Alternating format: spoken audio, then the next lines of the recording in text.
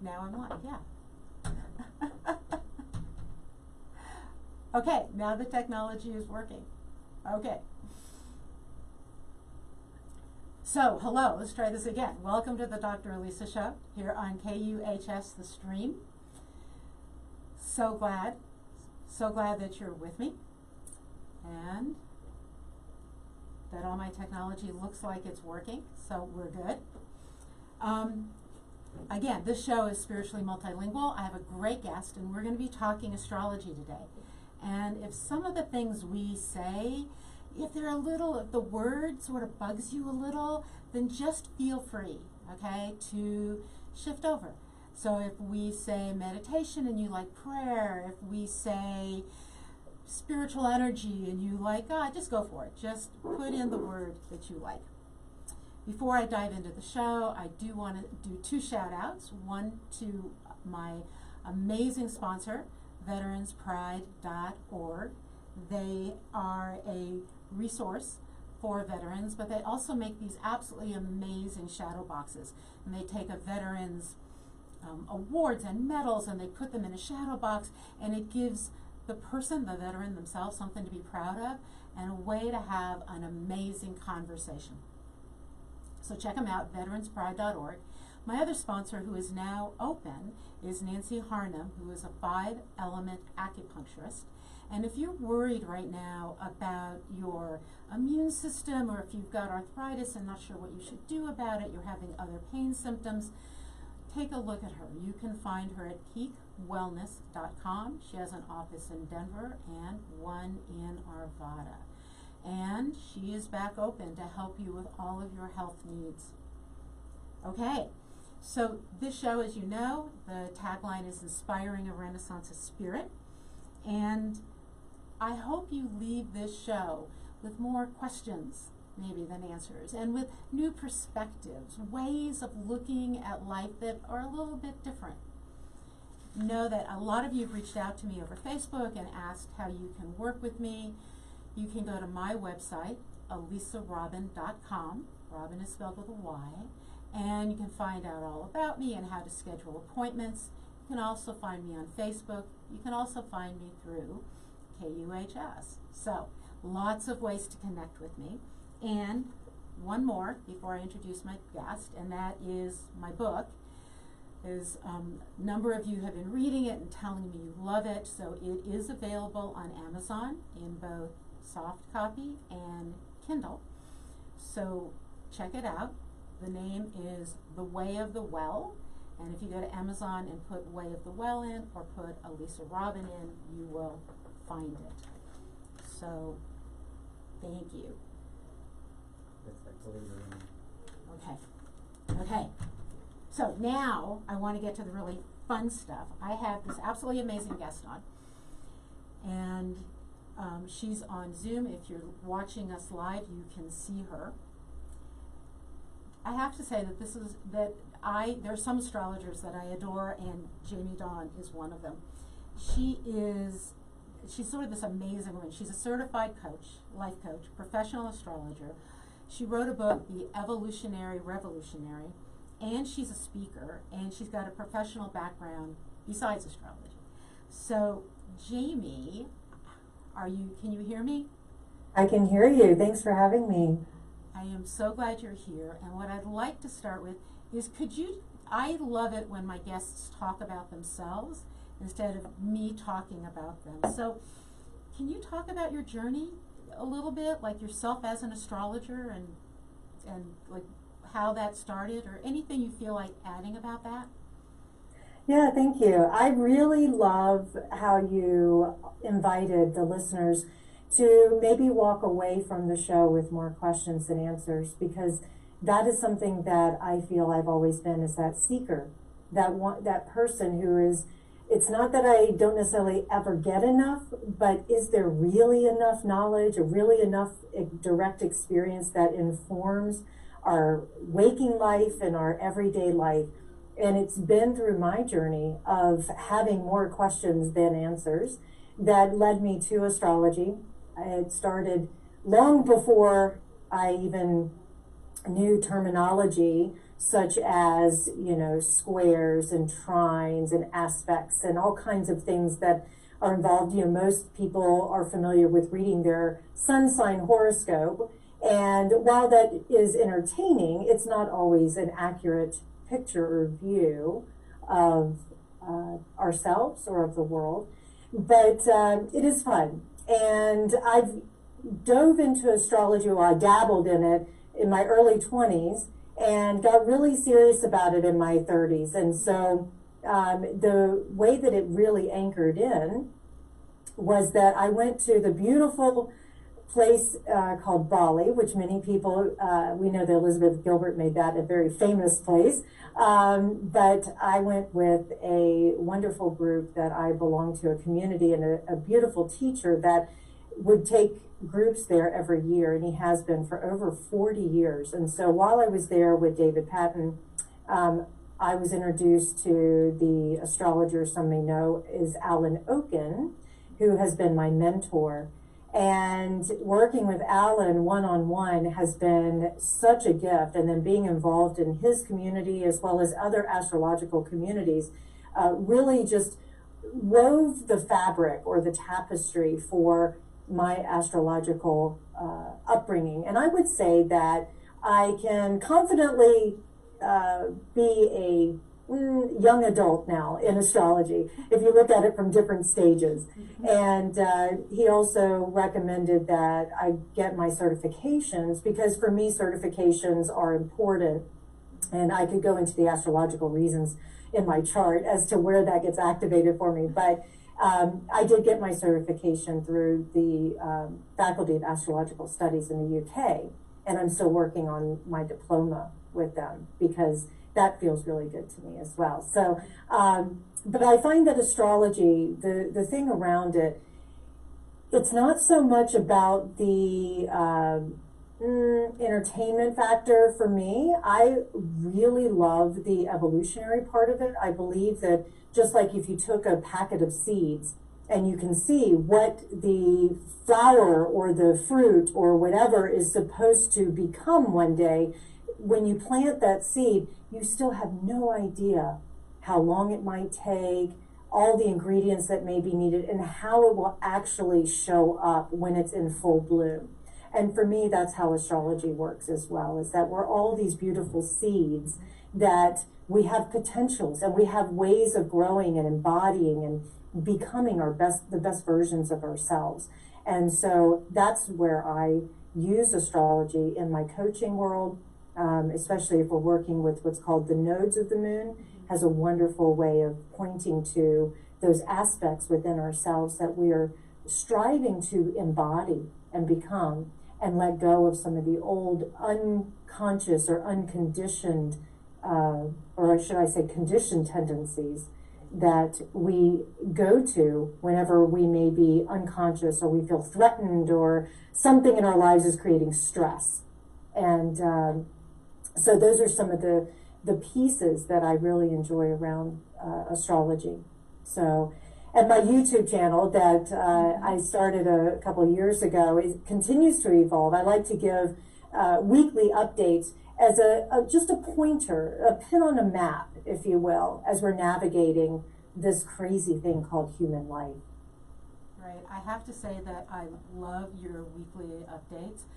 I am probably still an adolescent, perhaps, in astrology. I'm hoping to be a young adult, and sort of coming to astrology from different directions than you. But I learned so much from your weekly updates. I just find them fascinating and give me a different perspective. And the same thing, I walk away with other questions that then I go research after your updates. So I'm hoping that's part of what you hope people do after they listen to them and watch them.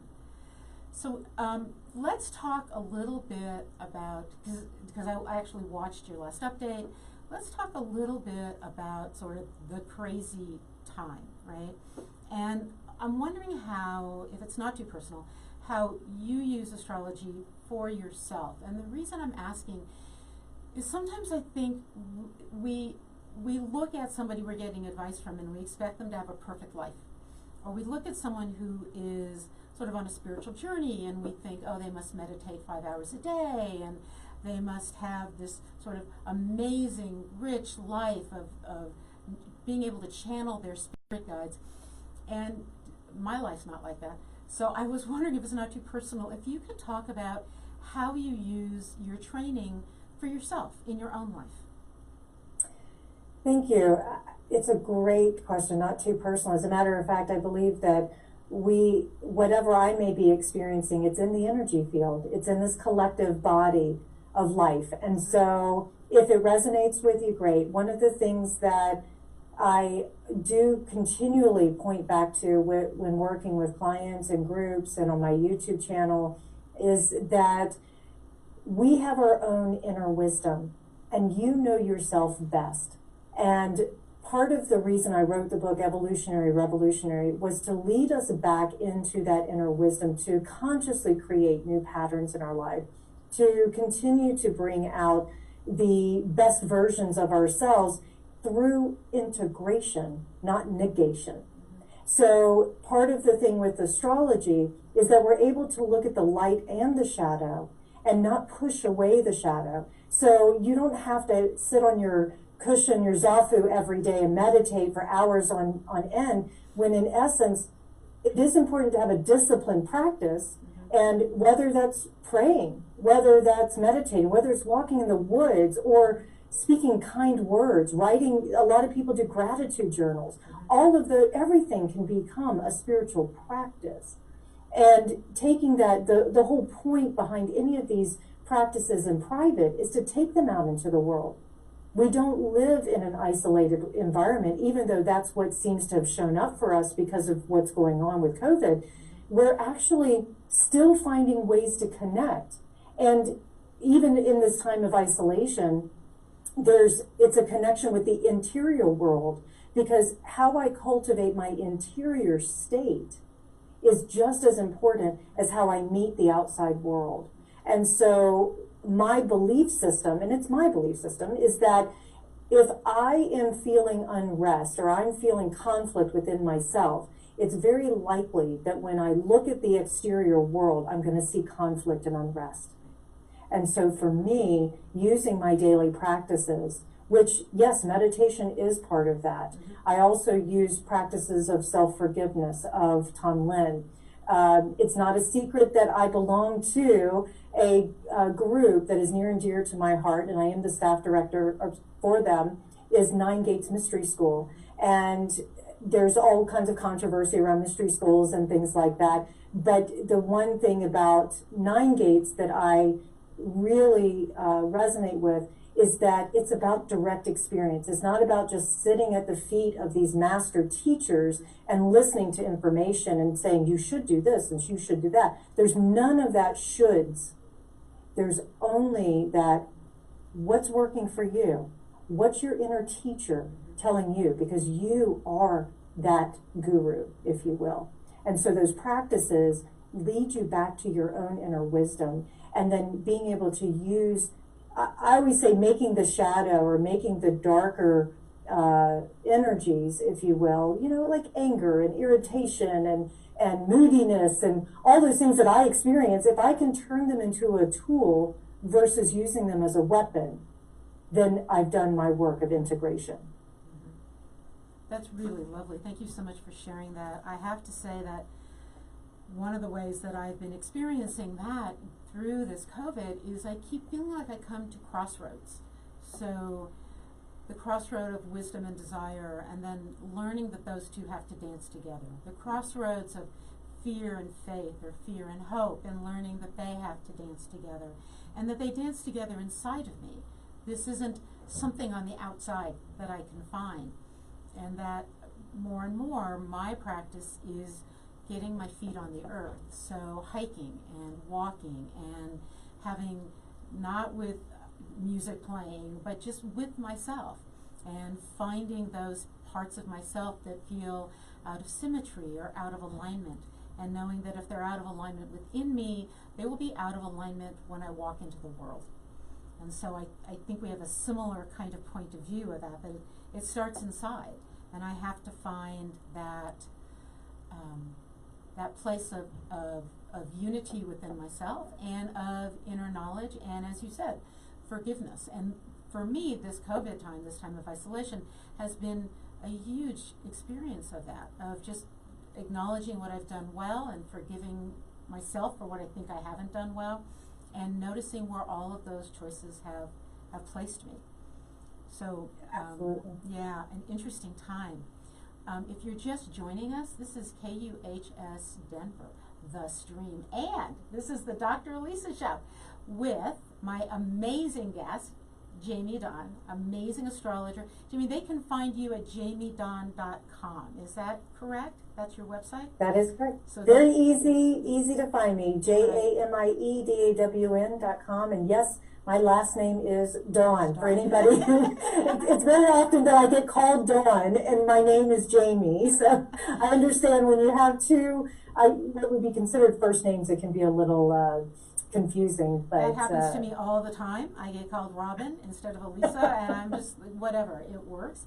I also want to do a shout out to the Food Bank Integrated Family Community, and that if there's anything you need, one, if you can donate, but two, if there's anything you're needing during this time, you can reach them at 303-789-0501. And I've also mentioned my sponsors, veteranspride.org and peakwellness.com. So thank you for joining us at KUHS. So we have so much more to talk about, Jamie. There are so many big shifts going on right now in the planets, and it's daily. I've been studying and reading, and definitely your YouTube is part of my practice. Right now, we have Pluto in play, and Saturn in play, and Jupiter in play, and Venus in play. Would you like to pick one to talk about, or would you like to talk about how they're dancing together? Oh, and let's not forget Uranus is retrograde. I mean, all of that, right? Where would you start if somebody came to you and said, what's going on in my chart? Would you start with one of those? Well, I mean, what you're talking about are where the planets currently are in the sky, and what's called a transit, and the different signs that they're transiting and the different placements. It is on an individual basis how they may influence you based on your chart and where they are transiting in your chart. To pick one, it really depends on what area of life you are most activated. So I would look at, let's say Venus is transiting through your fifth house, and I would look at romance, and I would look at playfulness and creativity and self-expression, and and with Venus being retrograde in Gemini, then I would be asking, are you revisiting some sort of creative project? Maybe there's some writing, communication, maybe there's somebody from the past in a love relationship that's coming back. Could also be some values or finances that you're having to revisit. So when you hear the term retrograde, think of anything any words that might be activated that start with RE. Revisit, redo, redone, resurrect, all kinds of things like that. So it really does depend. But the thing that I would say on a collective level, which is where Pluto and even Jupiter and Saturn affect us, because they're social. Jupiter and Saturn are social planets, but Pluto is generational, just like Uranus and Neptune. And so when we're working with those types of planets, we can look at what may be affecting us as a collective and in a social aspect, and then how it can interpret our interior world or individuals. So if I'm looking at, Pluto has been in Capricorn for years and will continue until 2026. And Pluto in Capricorn offers a lot of, we'll say, transformation or die kind of mentality to structures and establishments and governments, and look what's happening in our world,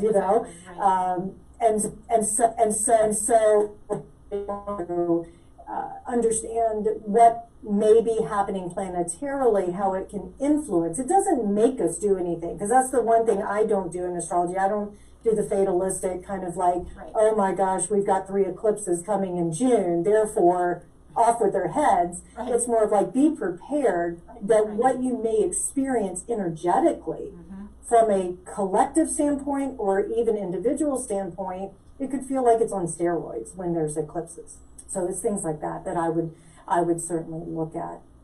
And I think definitely if we look at what's happening right now in the world around us, we can see that struggle, which is an inner struggle for people, that then is manifesting as an outer struggle. And as you said, the planets don't make us do something, and they set up the energy, and then we as humans make choices. And I think we can see that sort of, are we going to hang on to the past, or are we going to move in the future? And I have a very Plutonian chart, so Pluto and I have become very good friends because it seems to be the only way to do this. And I always say to people, Pluto always wins. Just saying, Pluto always wins if you're dealing with this. And that doesn't mean that things are destroyed. It means, for me, it means that when I resist change, when I resist the opportunity to grow, when I become too afraid, like a caterpillar becoming too afraid to build a chrysalis and change, that's when there's chaos. When we're all willing to accept that things are shifting and things are changing, that is when we can get the best energy of the planets as well as the best spiritual energy for ourselves and move forward. Does that resonate with how you look at them? Absolutely, because one of the main keywords for Pluto is surrender. And surrender for me doesn't mean, it means letting go, but it doesn't mean giving up. For me, exactly what you're pointing to, surrender or letting go, is letting go of the resistance, because resistance is what creates our suffering. And in the Buddhist traditions, there's a lot of teachings around suffering. That pain is part of the human experience, but suffering is a choice. Because how many times do we attach ourselves, we fix ourselves onto this story or this dialogue or a narrative, whatever term you want to call it, and we repeat it over and over and over again, and it becomes constructs, or it becomes even a physical reality for us in our minds even. And Pluto comes in, and this is Pluto in Capricorn, this structure, Pluto comes in and basically says, that doesn't serve you anymore. So surrender to it. And if you don't surrender to it, there's suffering. Right. I have to tell you the metaphor I always use for Saturn and Pluto. So for me, imagine you've inherited a house, and it's really like the house is falling apart, it's nothing you want, but it's in this amazing location. So there's a Saturn sort of human response to say, I'll remodel, right? Parts of it aren't bad, I'll just remodel. And you start to look at how you're going to remodel, and your friend Pluto drives up with a wrecking ball and goes, no, because if you remodel, you're just going to build on what you already don't like. Let's take it to ground. And there you are as Saturn yelling, no, the bathroom's okay, I think I could save that. And Pluto's like, no, I'm doing you a favor. In the end, this is wonderful. And you get down to, you clear the space, and you realize now you build from the ground up what you crave, what your soul, what your north node is perhaps leading you to, what your soul craves, without having to accept and stay attached to what you inherited. And so for me, sometimes it's also healing lineage issues or legacy issues. Does that make sense to you? Absolutely. Absolutely. Well, because our family roots, the legacy or even the ancestral line that we bring in, you can hear stories of what may have happened or the things that weren't talked about or whatever, but they influence your psychological view of the world and yourself. And so when you have what you're describing as far as like Pluto and the wrecking ball coming in, it's saying you don't have to, again, negate or pretend that the past didn't happen or that it doesn't exist, but now you have the opportunity to rebuild it from a different place. And that is part of the coaching and astrology that I love, and it energizes me the most, is to be able to work with somebody to come back to their own inner truth and their own inner wisdom and say, how do I take what I experienced or what I was taught and transform it and make it into something that I can own and that I can build from a conscious place. And the thing about Saturn and Pluto that I love is that Pluto, it says let's surrender or let's transform it or whatever. And Saturn says, well, let's put it back together and let's use discipline. Let's use control. Yes. Let's use, Yes. these tried and true methodologies that work.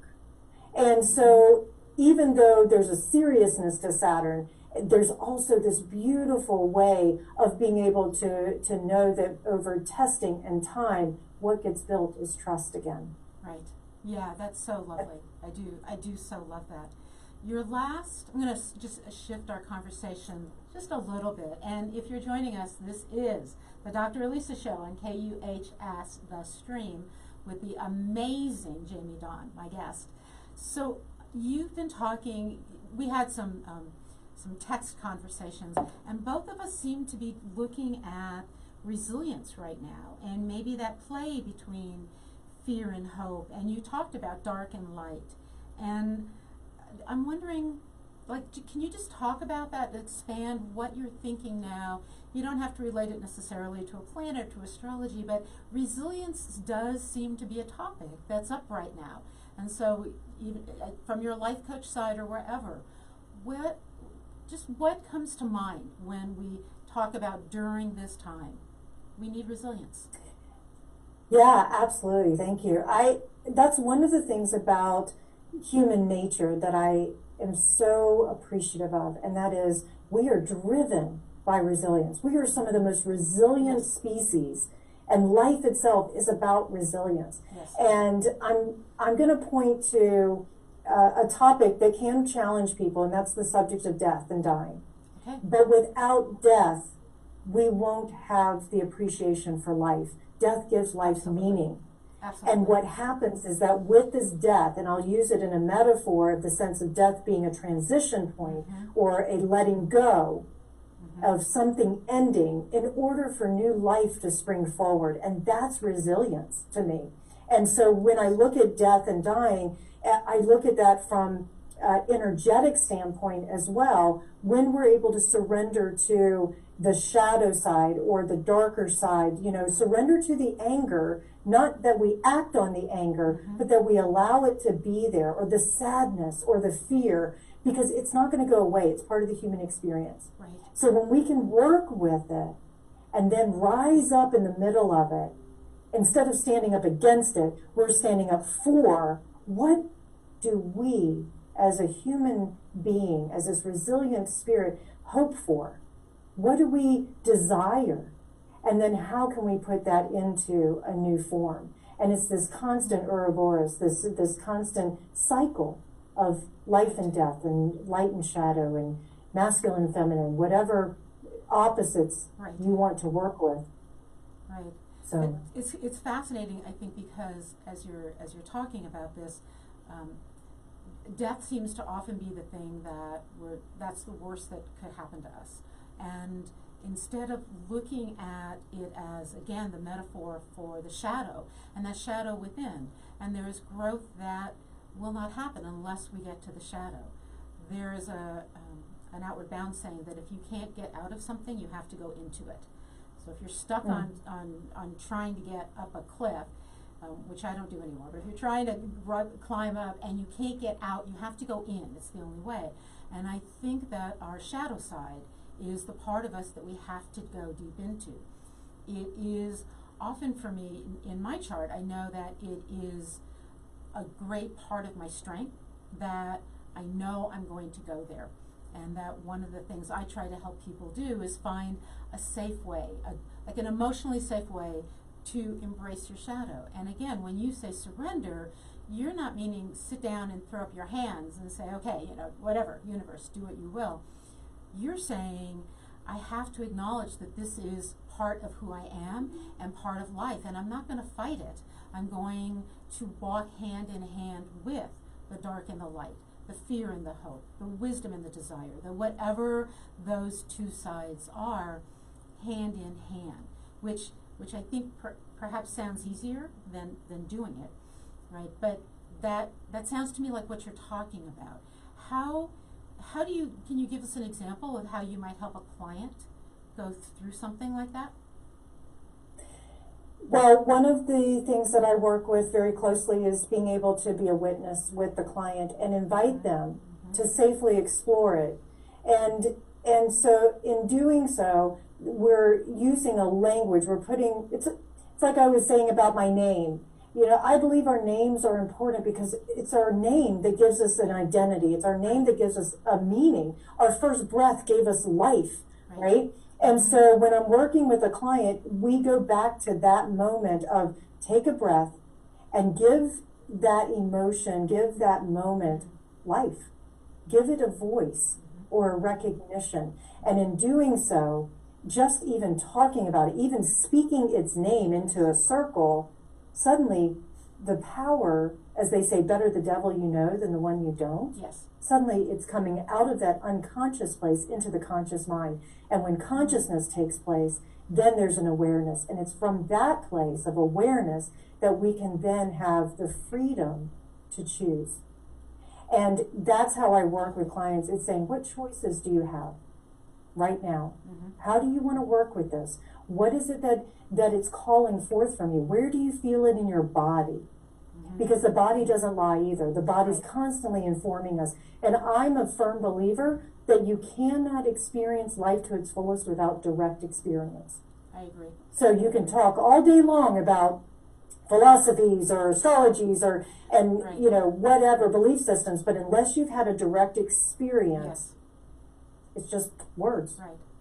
It's fascinating what you said. Numbers of things that you just said were fascinating. One of them is about the name. And in the Kabbalah, in the Jewish mystic tradition, every name, and you can translate any name into a Hebrew name, every Hebrew name has what we call a Tisukim, a phrase out of scripture that matches that name. And the way we find it is the first Hebrew letter of the name goes with the first letter in that sort of statement, okay? And the last letter of your name then is the last letter. And there is a Kabbalistic belief that your parents heard your name, much like the native tradition, that your parents heard your spiritual name, and that it is part of your guidance, and that you can then find this line in scriptures, and that it helps guide you, which is one of the things I will do with clients. There's also a tradition that if you are struggling, that sometimes changing your name and understanding that you sometimes have to name yourself is part of that tradition. So it's fascinating that you talked about names. Both you and I have two first names. Both you and I have had some, you know, where do we get called what? So it's sort of a fascinating rabbit hole to the side that I think is interesting. It's not where I'm going to go, but I just wanted to comment on it. Yeah. The other piece is that witnessing for ourselves is being able to then say, here's how I'm feeling, or here's what I'm experiencing, or here's what I'm afraid of, and not being laughed at for that. And often I find that is a generational or a lineage issue. And when we can heal that for ourselves, we actually heal it back in our lineage, which is another sort of Kabbalistic belief that even when our elders, the people who've come before us, even when they die, that their souls can still be healed even to a greater level by our actions on this planet, which I kind of just love that notion, that I can go back and heal the lineage by the choices I make here. Does that resonate with astrology in any way at all? Yeah, it absolutely does. You can point it back to many different factors. In astrology, I would certainly look at the nodes of the moon and I'd look at Pluto. Those are 3 points in the chart that lead me back to what you may be carrying into this lifetime, as well as I look at the IC, which is the fourth house, usually fourth house. It can it can be in the third house depending on which system you're using. But that establishes, it's an angle that establishes our root system and tells me a lot about your family heritage or experiences as a young child and things like that. So I also believe that on a spiritual level, if you think about it, we are all pebbles in this beautiful pond or ocean of life. And so like you're pointing to, if I can make a choice, if I can pay attention to my actions and my words and choose how I use them, it's like dropping a pebble into a pond. It will ripple out. and we don't always see what the effects are, but we can trust that the effects will be there. Right. And yeah, it can be far reaching into the past as much as it can be reaching into the future. Right. I know. I think that what that allows me to do personally and with clients is to say we're not trapped. We might physically in a moment be trapped, but we're never spiritually trapped. We're not, and Viktor Frankl wrote about this in this book, which was life-changing for me. It was Man's Search for Meaning. That he was in a concentration camp. He actually survived 3, and wrote this book and came up with this theory that we are who we believe ourselves to be inside, and no one can take that from us. So in the most horrific situations, we can still embrace and live our best self in whatever way we can. And it's sort of the lesson for me from the nodes of the moon, from Chiron, from Pluto, that we have those opportunities to still do that. And what I'm loving when we talk is you so clearly blend your spiritual studies, your astrological studies, but you also have life coaching experience and certifications in that.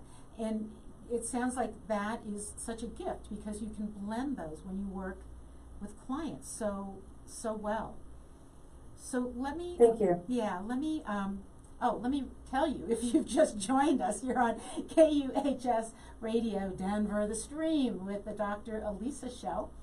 And me, Dr. Elisa, you can find me at elisarobin.com. Oh, you can find me everywhere, right? Facebook, you can find me on Instagram, you can find me on LinkedIn. I have this amazing guest today, Jamie Dawn. You can find her at jamiedawn.com. And my hunch is they can also find you, on YouTube. You can find her YouTube channel, and she does weekly updates, astrological updates. They're so insightful and so very helpful. And also on Facebook, probably, is that people can find you there. So also, Jamie's very, very easy to find, okay? So let's, so right now is such just a difficult time for so many people. And I have to say that I feel so incredibly blessed at what I do have right now in this life. And I know there are some people with so much less than I have. And I'm very aware that people listening could be struggling and be frightened and wonder if there's actually a tomorrow. And so what message do you think we as astrologers, but what message would you like to send forward to people about this time?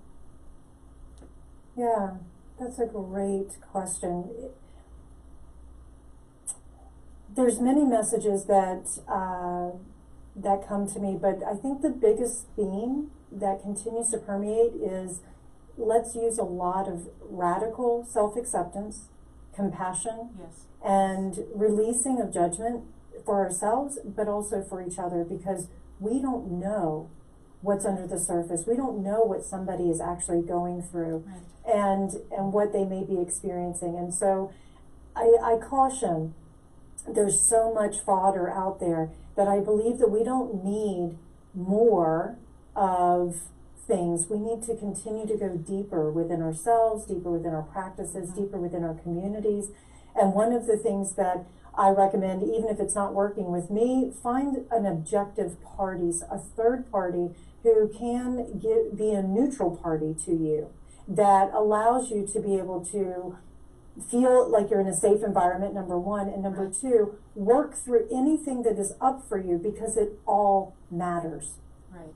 We are all part of this community, Right. and this community called life, and everybody's bringing something unique to it. Right. But that uniqueness is an expression of a collective field. That is lovely.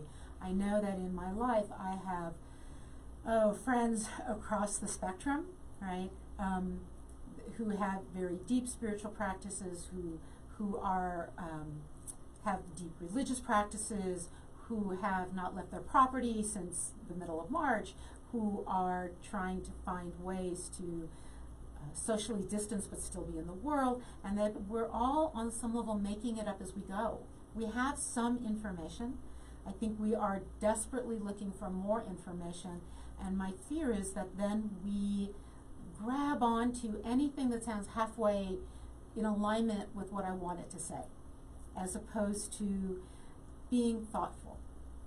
And I think that this is a time to slow down and be thoughtful, and to recognize that we as humans have come through really, really difficult times, and the world hasn't ended, and it's worked because we have come together as people. That's what history has shown us, that those in the good times, that's what happens, and in the frightening times we fragment, and that we can find ways to connect in whatever way works in this very bizarre time we're in, that is perhaps the healing that goes on. And one of the things, and I'd love your opinion on this, one of the things I'm actually suggesting to people is turn off the news. There's nothing new, right, most days. Get off your social media, take a break, go outside, go for a walk, garden, do something, and listen to your friends' needs over the phone, over Zoom, and don't try to justify your opinion. Be welcoming of opinions and see how you can bring them together, which I think does resonate with what you were saying. Yeah, absolutely. And I will offer this too, is that everybody's opinion is okay. Mm-hmm. I struggle with the conversion of opinions. If my opinion about wearing a mask or not wearing a mask, do I travel, do I not travel, whatever Yes. it might be, if I start to try and convince everybody that I'm right, it goes into dogma. And that's where Absolutely. we create separation. Absolutely. And it's okay to disagree. And I think that's been one of the things around, like whether we're working with astrology or Myers-Briggs or any personality Yes. test or whatever, there's differences. It's our differences that actually bring Yes. us together. Absolutely. And if we can understand that and work with it, and to be able to respect, hey, different doesn't mean wrong, it's just different. That's been my mantra since I can remember. Mm-hmm. So Yeah, and I think that's believe, important. I think that you're just spot on with this time right now, that we're going to have differences of opinions. And, obviously there's things that we might all agree are wrong, but when it comes to choices and opinions and ways that we're finding through, I think that the more conversations we can have, the more accepting we can be, the better. And we're going to make choices that perhaps in retrospect seem like not the best choice, but that's just a choice. It's just a way of playing out life. It took me forever. I have to tell you, we both know John, an astrologer, and he told me the story, I don't even know how long ago, and it hangs with me. And he said, imagine you live in the perfect house in the perfect location, which for me is always a small house on the beach. Just saying, right? That's always it for me. And he said, and one day you get bored, so you go into town. And in town, they're having a revolution. And you're kind of bored, and one of the sides looks kind of interesting, and so you join the revolution. He said, that's fine, as long as you remember that you were fine. You were okay. And this was a choice of a way to grow and learn and expand and touch. But you were okay before. And I go back to that. It's like, yes, this is a challenging time. It's a time for us to learn how to grow and expand and move inward and think and reflect and learn all of those things, and to remember that inside we were fine. We're making choices. We made choices to incarnate. We made choices to come here. We're in this time, and that in the end, they're choices that teach us things, and they might be what our soul needs. There's a Jewish phrase, which I almost always screw up, so I'm going to try not to, Gam Zul Latova, which is also this for the good. Meaning, I have no idea, in the end, in 5 years, will we look back and say, this was awful, but oh, it was for the good, or this was awful, and I don't know. But I think there'll be many of us who will say, it was hard, and it was for the good. So, we're getting to the end of my time, Jamie. I have to jump off. Do you have something last you'd like to say to us which can just be tell people how to connect with you if you'd like. Absolutely. Thank you. Thank you again for having me. This has been an absolute joy and pleasure. And So fun. yes, you can find me at jamiedawn.com, and of course I have my YouTube channel. I am on social media, and I would love just for anybody who needs a little bit of hope, who needs a little support, if you need just confirmation of things, feel free to reach out. I'm happy to be of service however I can. And I'm committed to continuing to deepen my vows that I've taken, which is conscious speech, purity of heart, compassionate action. I love that. And I have to, if you're listening and you're wondering if you should reach out, I have to tell you that I have worked a bit with Jamie, and she's amazing. And if you're at that point in your life where a transformation would be good, she would be someone good to reach out for. So we are just in our very last minutes. And Jamie, I know if you have to jump off, I completely understand. Let me thank you out there for joining us. Thank you for, Jamie, I love talking with you. We may have to do this again at when you actually have time. And if you're listening today, this is KUHS, Denver, the stream. And we are committed. We all, as hosts, love being on the show. But I have to tell you what we really love is we love being there to make a difference in your life, to help you find your way through challenging times and confusing times, and just, oh my gosh, everything right now does seem so much bigger, doesn't it? So much more challenging and a little bit scarier. And we are here because we want to entertain, we want to cajole, we want to ask great questions, we want to teach, we want you to leave after every show that you listen to feeling inspired.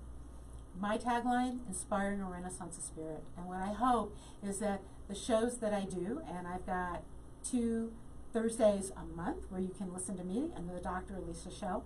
I've also got, if you remember, the 3rd Monday of every month, and I'll put it back on Facebook, I do live readings on the Crystal Ball Hour, and I came out in all my psychic senses. If there's something you would love to hear me discuss, please let me know in the Facebook site. Reach out and talk to me. And yes, you can. I also work with me. I've been doing half-price sessions, so you know. You can reach me at elisarobin.com. Robin is spelled with a Y.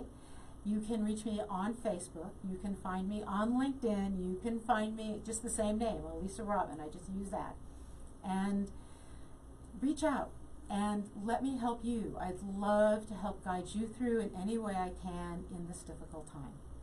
So that is it for the day. Thank you so much for joining me and for joining me with Jamie. Have a wonderful, wonderful week. Stay well, stay strong, stay positive, and absolutely remember that in your core, you were born resilient. You can do this, and we can do this together. Have a great day.